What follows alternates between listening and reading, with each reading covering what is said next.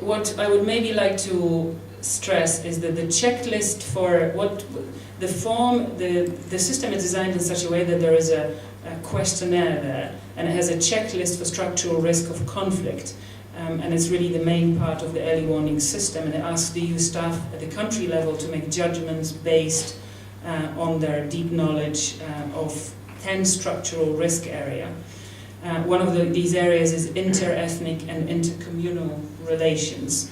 And perhaps I should stress that the checklist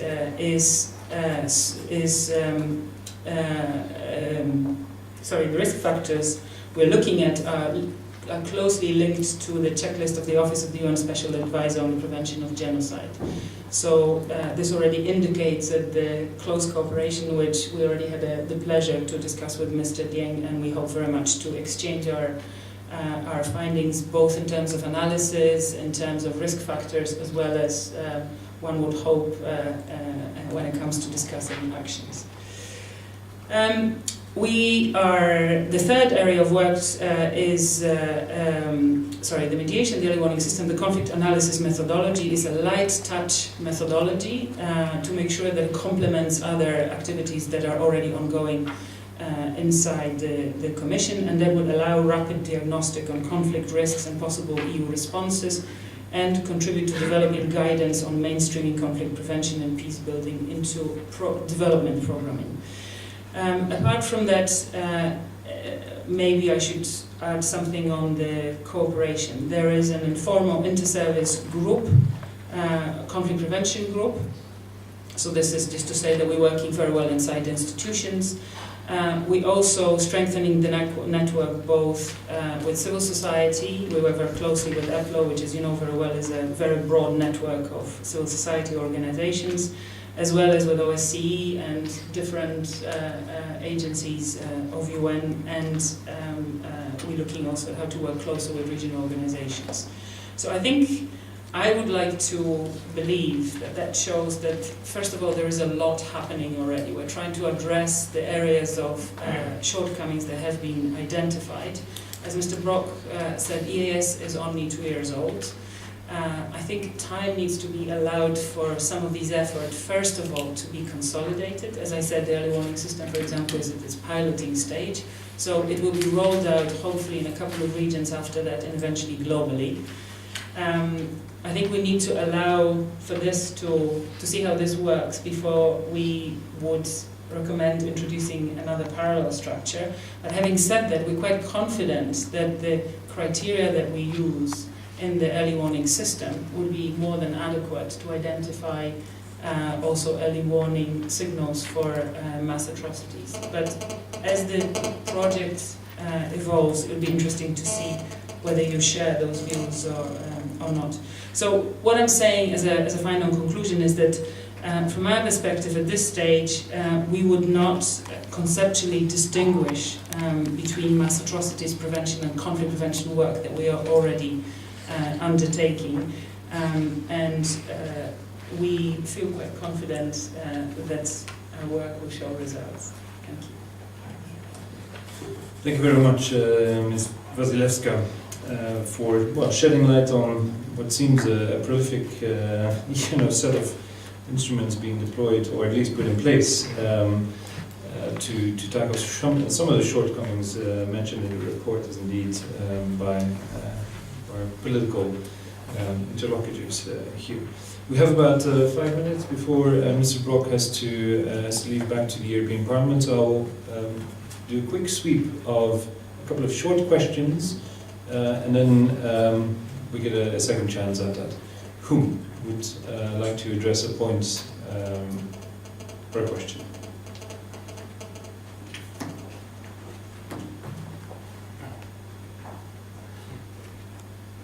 Yes, please. Yes, Mark Rakovic, European National Focal Point for RTP. Maybe for Your Excellency, Mr. Genk. So we have mentioned that other regions have also done a lot. So maybe can you elaborate a little bit more what the EU can learn from other regions? So from Mr. Brock, the action is too slow, so maybe how we can speed up the process for the EU response action. Well, I'll stay with this. Thank you very much. Gentleman in the back. Thank you. Sebastian Rabot from Safer World. I had a remark on early warning and how does that relate to conflict sensitivity and the ongoing negotiations about MFF and financial instruments. We've been advocating for an approach to early warning which focuses on anticipation rather than prediction, because a lot of actors were looking at early warning as if it was a kind of crystal ball that would be enable them to predict where and when the next Arab Spring or big crisis will be able to erupt. Whereas we were tend to say, well, an early warning is an instrument which enables you to anticipate crises and therefore to understand them and to address them long before they would be erupting or breaking out. And the key mean to enable you to anticipate crisis is to mainstream conflict sensitivity, and therefore to enable you also sometimes with geographical instruments such as the DCI, such as the EDF, and so on and so forth, to address some security issues, some peace building, to support peace building and conflict prevention process. I was wondering whether Mr. Brock could tell us a little bit about how in the AFET committee is intending to support that vision as well in order to support more effective early warning by the European Union. Thanks a lot. Thank you very much. I'll stop here. Refer back to the speakers. If you allow me, I will first suggest exactly. First to Mr. Brock, and then perhaps to you and EES. Yes, I think it's too slow. I think we have not found a way from the analysis to an early decision making, from a decision making early implementation. Here, the connections are not functioning at a lot of reasons. I think we have still not overcome certain different ambitions between Commission and the service. To say it mildly, which is a question of time. Need for that. If you jealously and all these human things play a role in it. And here I think we have to develop a certain way of trust between them. I think the head of the external service, the Vice President High Representative, must play a more general role as member of the college. That the external service is not seen as a competing institution to the Commission, but part of the same game. And that it goes down to the services. The same way, if you put together an European embassy, where you have within 2 years put people from the Commission, from the Council, from the Member States together, it needs some time until you get a choristry. Then it's a very human thing in the time of beginning. And here things has to be changed. And we see it now clearer, and probably it was unavoidable that you have to in the beginning. Because we are all human beings. And I think that's a very principal point we want to address in that question. So all the question of crisis management plays a major role in that, because especially here you have these different competencies and responsibilities which you have to put into unity. Also, that's the way that Vice President of the Commission is head of the Foreign Relations Cluster. Also, this problem is not really solved. And on the other side,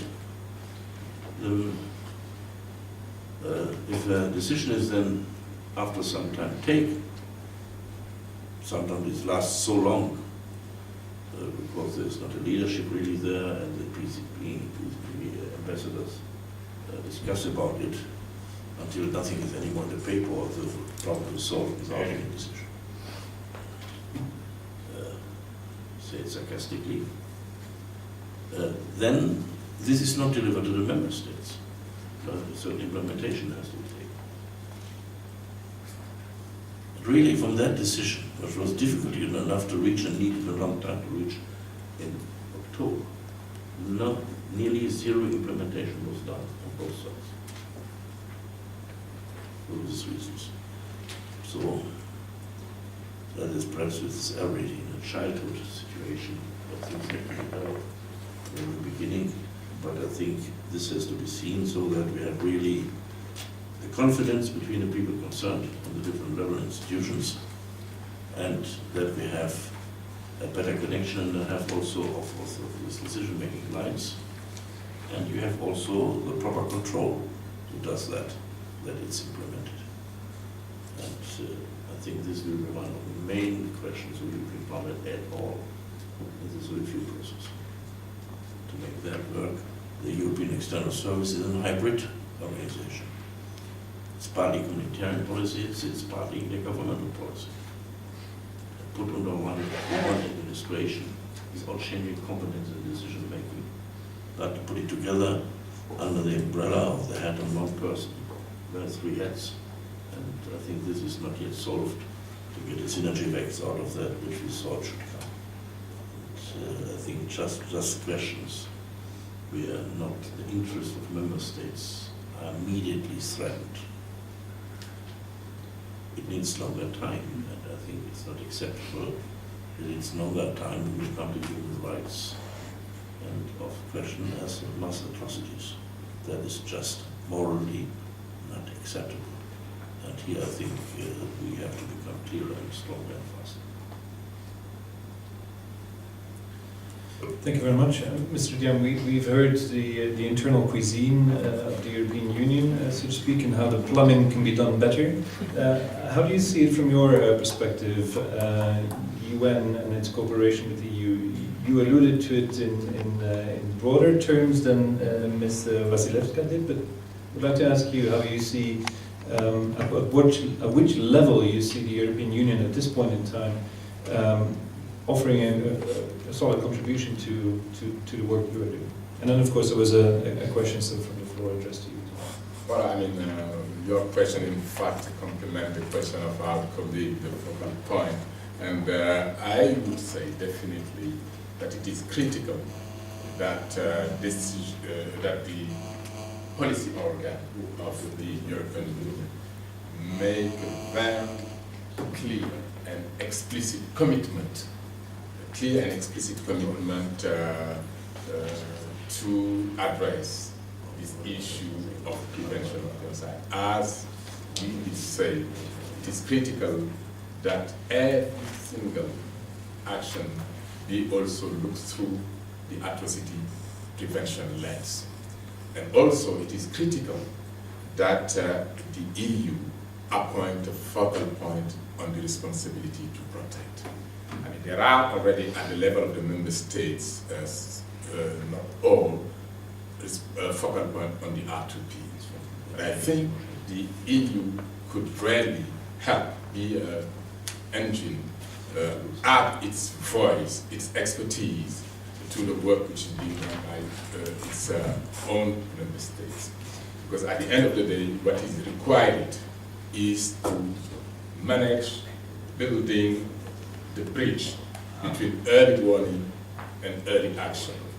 Because as we did say, what is needed is action.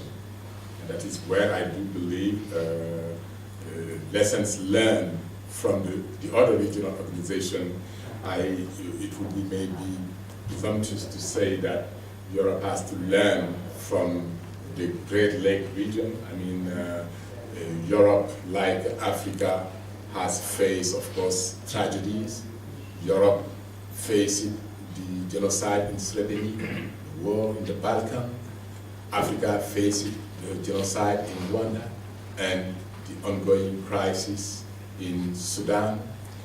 However, there has been an explicit commitment at the level of the head of states when they adopted the Constitutive Act of the African Union by having a provision which read, the Assembly of the Head of State and Government shall intervene whenever a situation will lead to genocide, crimes against humanity, war crime, which means, in other words, that from that time onward, the member state of the African Union should not sit and witness atrocity crimes being committed.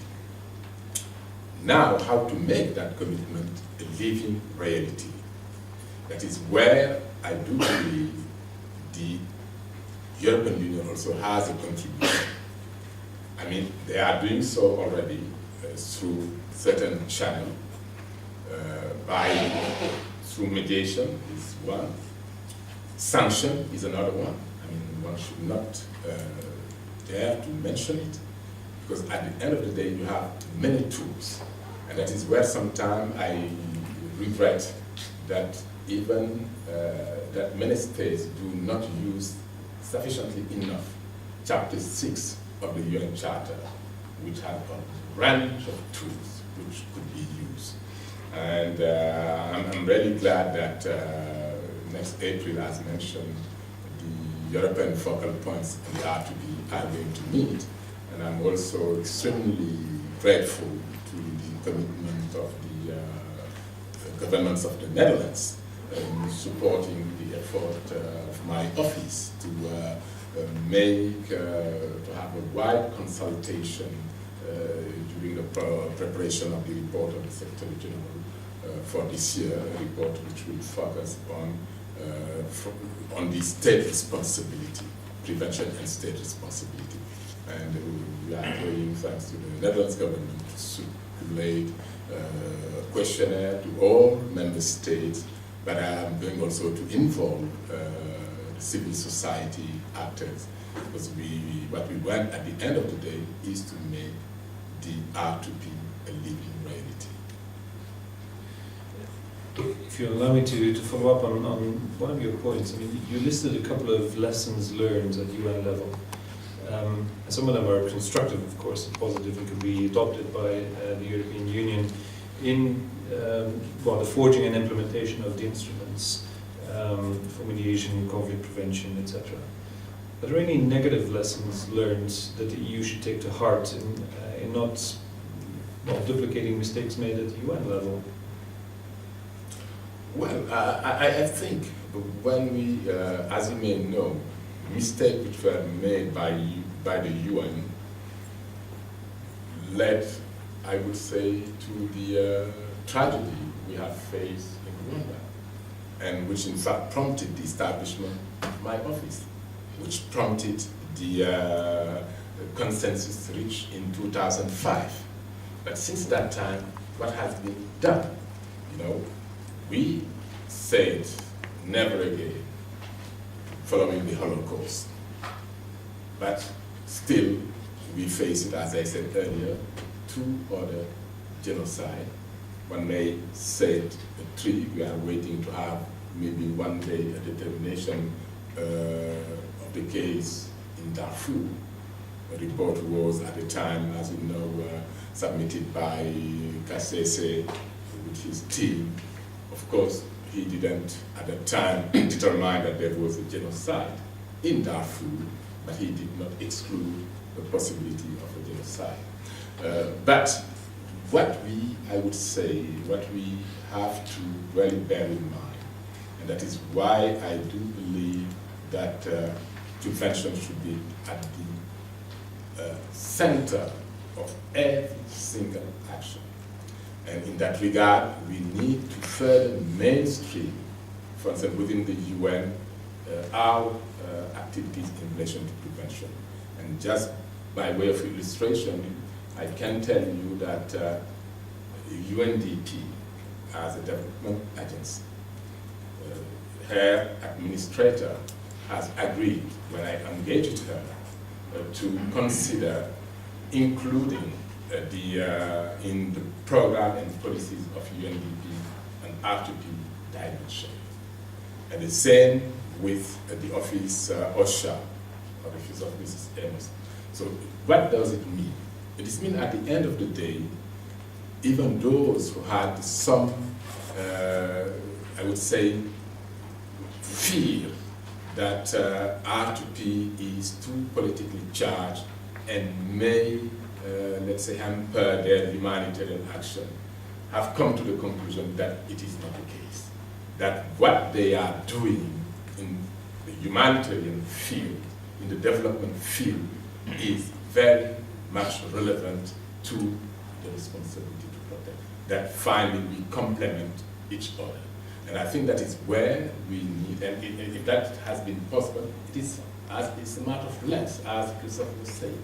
And we have to have the courage to move and understand that at the end of the day, it is critical to have that prevention lens, atrocity prevention lens, guiding all our action, decision, planning, etc.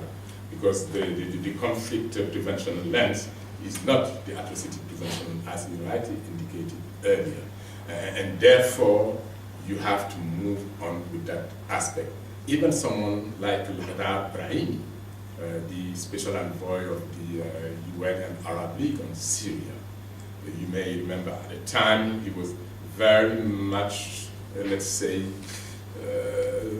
afraid that talking about justice may impact negatively his efforts of mediating. But when we engaged him at the end, he agreed that definitely he can continue, but justice would have to be part of the solution to this issue. And that is, to my view, lessons we have to learn. In other words, you have to engage the various partners, because of course the EU is not that homogeneous. I mean, Emma made it very clearly, you don't have yet one common external, I would say, policy. Sometimes on some issues you manage to agree, but and fought by consensus. But because of that, not having a common foreign policy led also sometimes to difficulties. And the same what we are feeling today at the Council, as I said. I mean, I'm sure a government like the Netherlands, if they were at the Council, they would have been more energetic on these issues. You see, and that's what we want. We want a new culture. And I think that is why also we are engaging strongly the civil society in those countries. Thank you very much.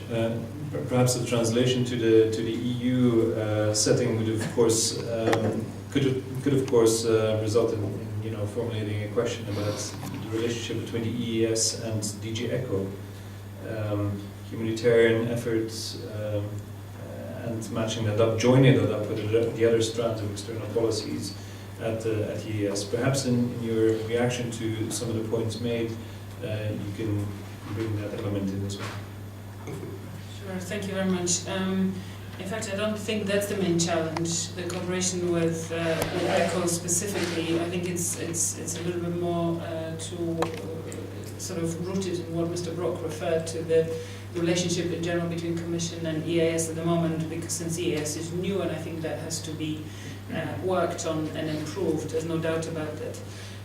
But even inside EAS, we're only 2 years into the existence of the institution. As you heard, there is a revision process at the moment. There are several structures that deal with crisis response, conflict prevention.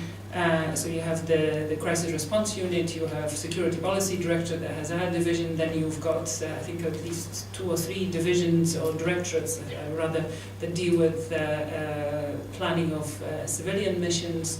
So the training of police, the capacity building, and so on and so forth. So there has to be a consolidation and a better,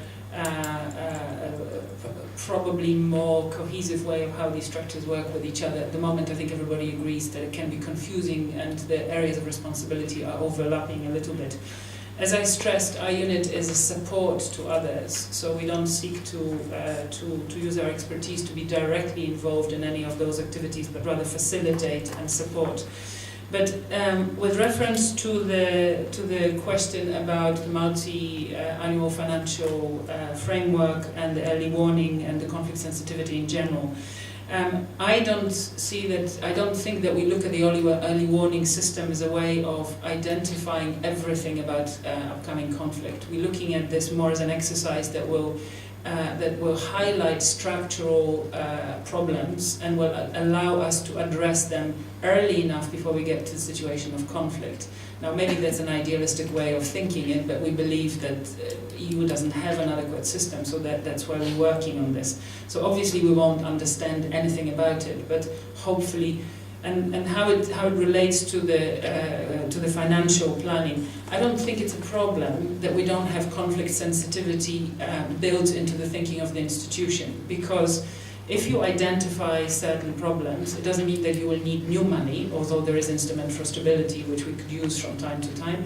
It can be that you need to rechannel the money that is already planned. So it's not whether you build a road, as you know, I'm sure, but where you build it, how you build it, who is involved in it, who you consult before those decisions are made, and so on and so forth. So I believe that obviously conflict sensitivity will require a change of culture and mind shift, and all of us have to change how we are thinking. And let me tell you, it's not an easy thing.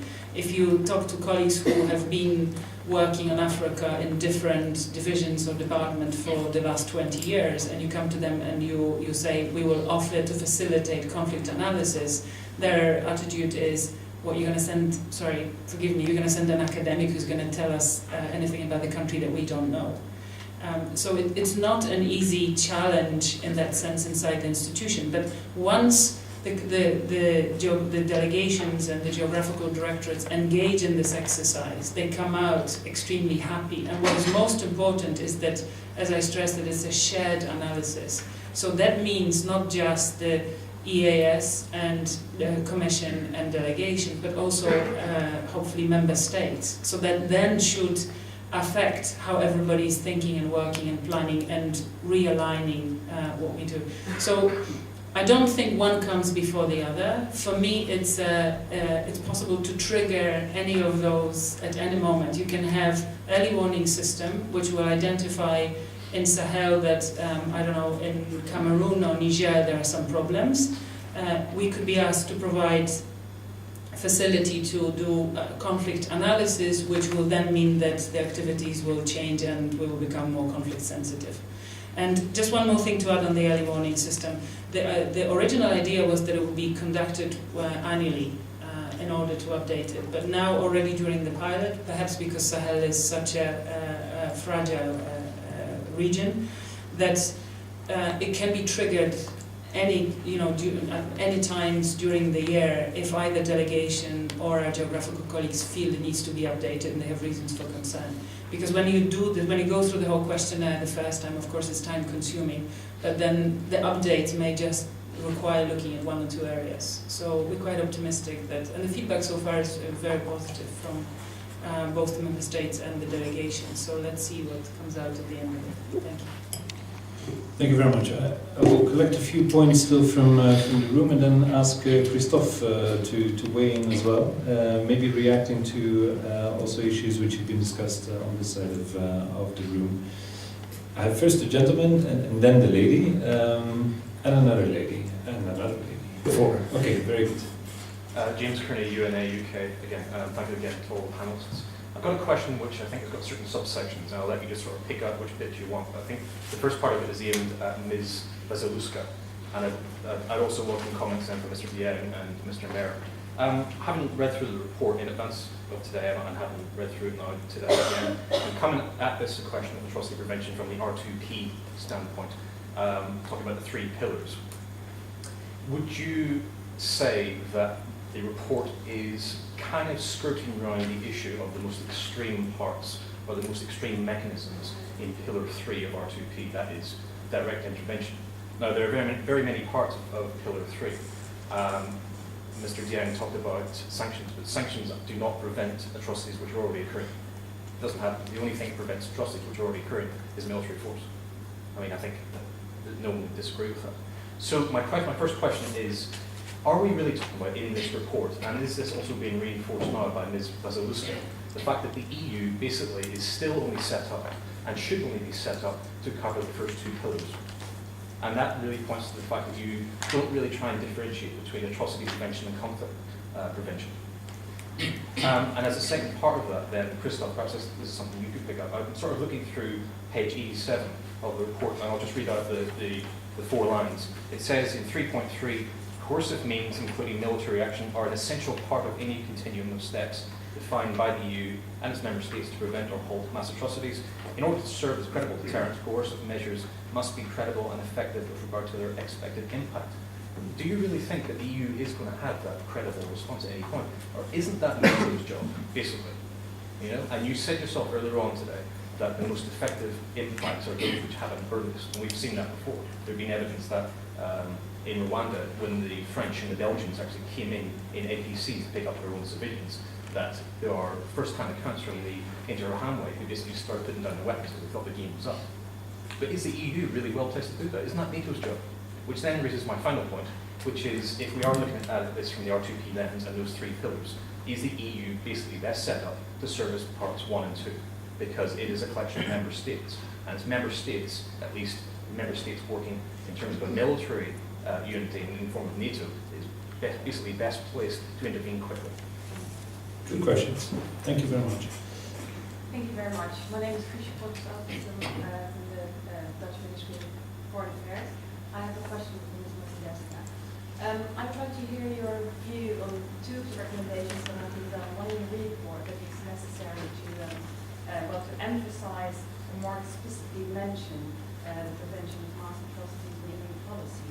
Do you feel there's a need for that? Or do you think you could be able to do other things if it was there? For example, as the conclusions in R2P or something to come to life? Would it help you to do your work differently, or do you think there's already enough base for what you're doing and for focus on the prevention of mass atrocities? And the other one is the repeated call from Special Advisor to point the focal point, and as you're probably aware, the Netherlands very much supports that call. How do you feel about that? I'm sure the drafters of the report will be very happy, especially with your first point. 2 questions from this side. Secure first. Good afternoon. My name is Giulia Pasquinelli from the European Fiscal Liaison Office, which has been mentioned a couple of times this afternoon. I wanted to ask a question about CSDP missions, I guess to Christoph, but also to Mrs. Wasilewska. I was wondering, what role do you see for CSDP missions in conflict prevention and prevention of genocide and mass atrocities? We've seen recently, of course, that CSDP missions have been used mainly for crisis management, crisis response, and not necessarily conflict prevention. However, the Lisbon Treaty includes and expands the Petersburg tasks as to include conflict prevention as one of these tasks. But there has been very little discussion, I would say, at EU level about how CSDP missions could actually support these tasks. So I was wondering what your thoughts were. And I don't refer necessarily to, actually I don't refer to military missions, but more to civilian missions. So for instance, civilian activities that could be carried out by these missions, for instance, including mediation, political dialogue. And as Aplo would be suggesting this, but of course we'd like to hear what the views from your side are. Thank you. Thank you very much. Lady in the back. My name is Kirsten Court from the Open Society Justice Initiative. We're working primarily on the justice side. And from a very quick flick through the report, it seems that a lot of the recommendations and discussions that are relevant to the conflict prevention side and the prevention of mass atrocities is also very linked to some of the ongoing discussions on the justice side, including how kind of international justice actors are working more coherently together with development actors. And I'm wondering whether there's somehow whether it's already happening or whether there's a possibility for some of these discussions to be linked into some of the justice discussions. And then I noted that there were a number of columns in some of the tables related to the justice questions. And it might be too early to say, but for example, there are tentative indications in the Kenyan elections that possibly the trial before the ICC at the moment might be acting as a current deterrent, making the stakes higher to engage in post-election violence this time around. Thank you. Thank you very much. Back to our panel, and I would like to invite Mr. Meyer to react first. Okay. Okay, thank you very much. I must say I'm very happy for the encouraging comments from the panelists, Mr. Dieng, and also from the audience. I'd like to pick up on one particular point that Mrs. Vasilevska has made, but of course also try to respond to the two comments related to military missions and civilian missions. Maybe starting with the missions and whether the EU is equipped for using coercive force. Clearly, this was one of the most contentious issues that we've discussed in the task force, and we had, I think, quite extensive discussions about whether the EU is ready, could be ready, under what conditions it might become able to fulfill. To stop and halt mass atrocities militarily. And I think there was a broad acknowledgement that there were still very substantial deficiencies that we could see, and that there was a risk that if the EU took something on that it couldn't handle, it would make things worse. So I think there's a clear understanding that there are problems with regard to capacities, problems with regard to political will, problems with regard to policy planning, and so forth. However, I think there are also, I think one shouldn't start from the most demanding and most robust military operation. One should think about the broad spectrum of cases under which mass atrocities can occur. And I think there's a lot that coercive military capabilities can do that that could make a difference in some of these scenarios. It's not only about stopping the perpetrators and denying their capability of continuing these atrocities. It can be also about creating safe havens, corridors for civilians to flee.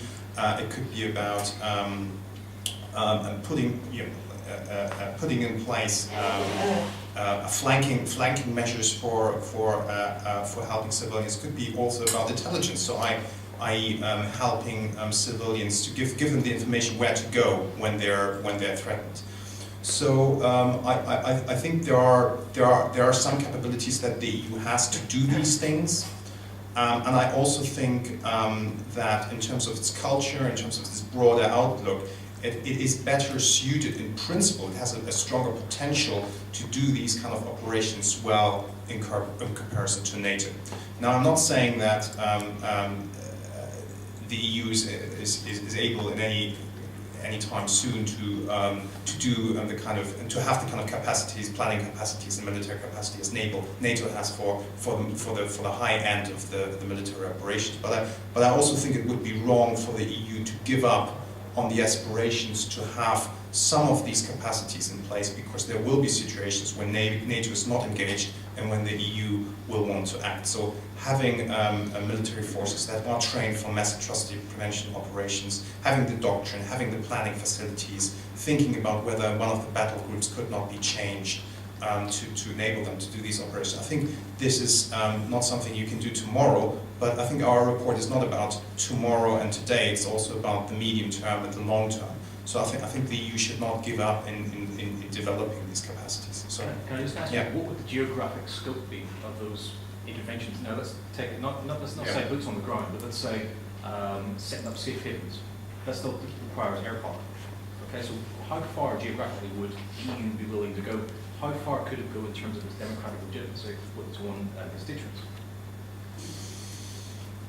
I don't think that's an important question. Well, I mean, I think when you look at past operations, it's always clear that there is not one single driving force for them. That it's usually a combination of different interests. Some of them humanitarian, some of them human rights related, other more real political. So I think in part it will depend on the amount of political will that is behind those operations, and it's clear that the closer it is to home, the higher that will is. But if you accept the principle that mass atrocities are mass atrocities wherever they occur, the question is the EU able in one specific area? Is the EU able to make a difference? Is there no other actor who could make a difference? And if the answer to the question is yes, then I think there's a moral imperative for the EU to have the capacities to at least enable it to act if it wanted.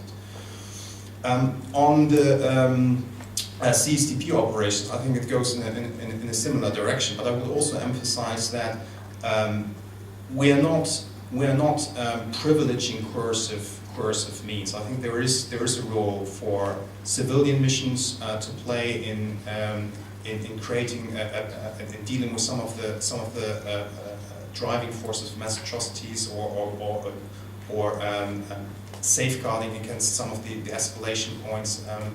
However, there might be a situation when you need to have the shadow of military force in the background, that you need to be able to protect these missions, that you need to be able to escalate. So similarly, when there are mass atrocities occurring, it doesn't mean that civilian means are necessarily useless. I think there's sometimes a tendency for when mass atrocities are occurring, or that when conflicts escalate, that the only thing you can do is to come down very hard on the perpetrators, without understanding that sometimes what you should do is to help to widen their options. So diplomatic means can still play a role in giving them a way out. Helping them to flee the country, helping them to find solutions without being backed into one particular corner. So I wouldn't say necessarily that when there's a crisis, the only thing that is left is military force. But I would also say that without military force, you are extremely circumcised in the influence you can have in specific situations.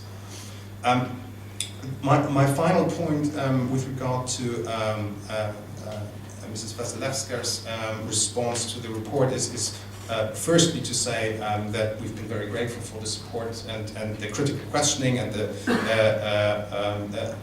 help that officials have provided in giving us information about what has happened. So I think that is very gratefully acknowledged. I don't want to labor the point about the difference between conflict prevention and mass atrocity prevention now. What I am interested in is the early warning system that is being developed now, which I think is very, very welcome, and the risk factors that relate to mass atrocity prevention. I think this is very welcome. What I would like to learn more about is to what extent this system is designed for particular decision makers and the instruments they have available. I.e., there is always a risk that when one develops indicators, that one develops these analytical tools, that they look good, but that they may not be quick enough, that they may not be relevant enough, that they may not be considered credible enough because of the way they look or because of who is delivering them and how they are channeled into the decision-making process. So clearly one of the key principles of early warning and response system is that they're in a sense designed backwards. So they are designed from who has the response, who has the instruments, what does that person need, what kind of information does the person need in order to act, when does the person need that information. So I assume this has been considered in the design of the system, but I would like to learn a little bit more about who do you see are your clients and how do you make sure that this conflict analysis is actually relevant for action. So are policy options integral part, the generation of policy options, integral part of that conflict analysis? So I'm just curious to learn maybe a little bit more about where you think you would like to take that system in terms of having the impact, being considered as relevant and having the impact on policy. You want to react immediately to that? Yes, and as briefly as possible. I'm not sure that I can replace Maciej Popowski in adequate responses to your question, but my personal feeling is that member states are much better placed to get involved in quick military response, and I think what happened in Mali was probably the best complementarity. I mean, institutions are slow, and it was relatively quick reaction. There was inter-service mission on the ground, and there was all the instruments were kicking in as quickly as possible, but I wouldn't like to go into this is a personal view. If Maciej disagrees with that, I'll be happy to take responsibility. On the CSDP missions and their added value to conflict prevention, I think I would argue with that, but I'm new in this unit, so maybe that's my lack of experience at this stage. I think they do have preventive added value when you train police. Obviously, you don't prevent something when that is already happening, but long-term impact is preventive in my view. The same with a capacity building mission and so on and so forth. And as far as giving them ability to engage in mediation and political dialogue, mediation, again, in a broader sense of mediation, they do. They speak to different different sides and so on and so forth. But not mediation, strictly speaking, engaging in negotiating on, all aspects of conflict. Political dialogue, I think there are different actors better placed for that. The delegations on the ground, the EAS, and so I don't think that's the job for CSDP missions. On the Dutch initiative, I think it's fantastic that the focal points are being identified and they'll meet. I think having that one network will guarantee that there'll be interest in member states to continue exchange if the institutions forget about this or get busy with something else. I don't think I have much to add on the justice side. I think we all agree that it's an important element of all the work that we're doing. So I can't comment on why it's not more strongly present in the report. But in terms of the early warning system, I think at this stage, we believe that the way it's designed, the actions will be jointly identified by those who are in charge and have access to the instrument. So, as I said, by geographical colleagues, not only inside the EAS, but also in the Commission. We also have instrument for stability, and since member states are also involved in this, there's always a possibility of complementarity. So it's not, although we are driving this, we're not the ones who are going to be decided what actions should be or can be taken, because it would defeat the purpose. The purpose is to provide a tool that will lead to joint understanding and agreement on what should be done, whether it's effective or not, or however the actions are identified, or going back to earlier comments, whether they are actionable and we can make this time shorter and more effective.